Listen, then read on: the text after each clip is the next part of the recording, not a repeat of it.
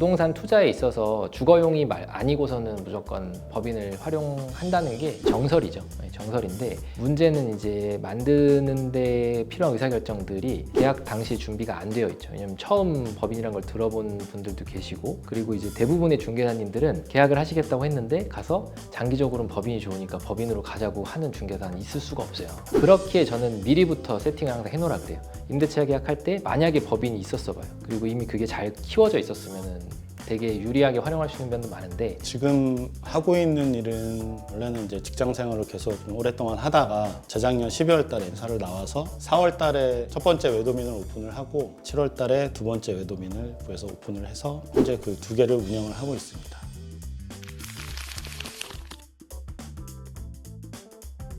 원래는 이제 온라인 그 패션 커머스에서 사이트 운영이라든지 마케팅이라든지 이런 일을 20년 정도 좀 넘게 진행을 했었고, 퇴직하면서 처음에 사실 프랜차이즈 오픈을 하려고 준비를 하다가 포기했던 거는 투입된 비용을 회수하는 기간이 길게 느껴지더라고요. 그러다 그걸 이제 드롭을 하고 창업에 대한 걸 봤을 때 공간 임대, 대여에 대한 여러 가지 서비스들이 눈에 많이 들어오더라고요. 그 중에서도 이제 작년부터 많이 유튜브 상에서 돌아다니는 이제 외도민 이쪽이 가장 먼저 어떻게 보면 눈에 들어왔고, 4월에 오픈했으니까 8개월 정도 경험을 가지고 있는 것 같습니다. 이 숙박업에는 이제 다양한 분들이 계시죠. 아마 절대적인 수로 보면은 초년 좀 벗어나신 분들, 회사 다녀보니까 이것만으로는 힘들겠다 해서 재테크로 시작하시는 분들이 수는 훨씬 더 많으실 거고, 그리고 이렇게 건물 투자도 그렇고 규모가 되려면 아무래도 연배가 좀 있으신 분들이 더 많으시죠. 그래서 대중적인 강의 가면 좀 젊은 친구들이 아마 많으실 거고, 실제 투자와 연계한 과정으로 오시면 좀 더 연배가 있으신 분들, 사회적으로 업력이 그래도 다른 쪽에서라도 있으신 분들이 더 많은 것 같습니다.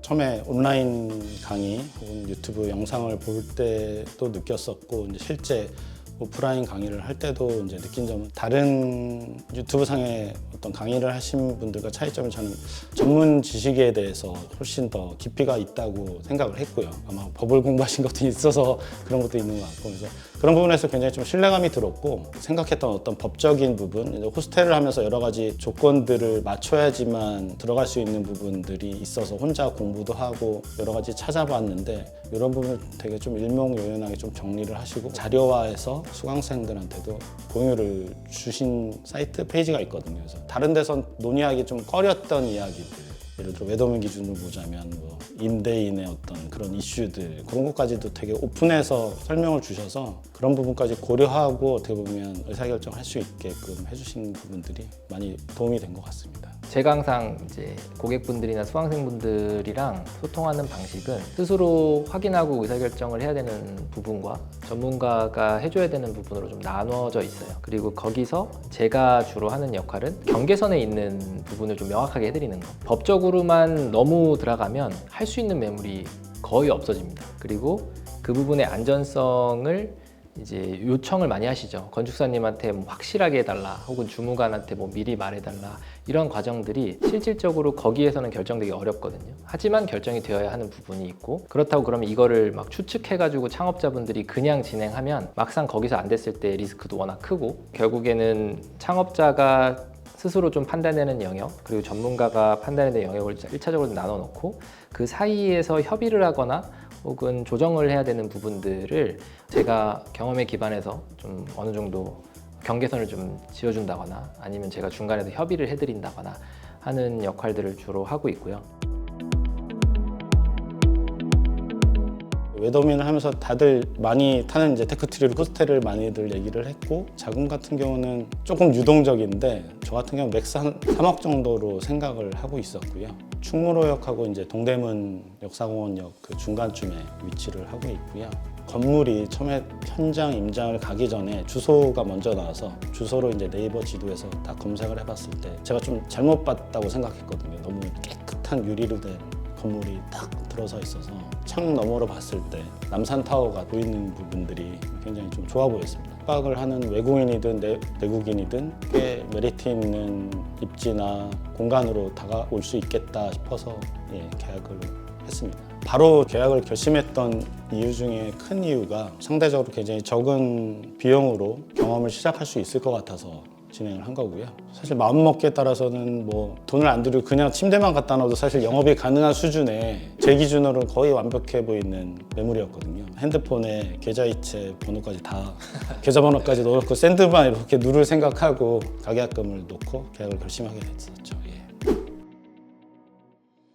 어떻게 보면 이제 그 법인 부분에 대한 부분이 사실 제가 뭐 일은 해봤지 법인을 설립해보거나 이런 적이 없어서 가장 궁금한 점인데요. 이번에 이제 제가 계약한 충무로건도 행정사님이 여쭤봤을 때 법인으로 할 거냐, 나중에 개인에서 법인으로 가면 추가 비용이 발생할 수 있다 하셔서 고민을 하다가 일단은 개인으로 하기로 했거든요. 그래서 이 숙박업에서 이 개인 사업자, 법인 사업자 운영을 했을 때 장단점에 대해서 좀 궁금합니다.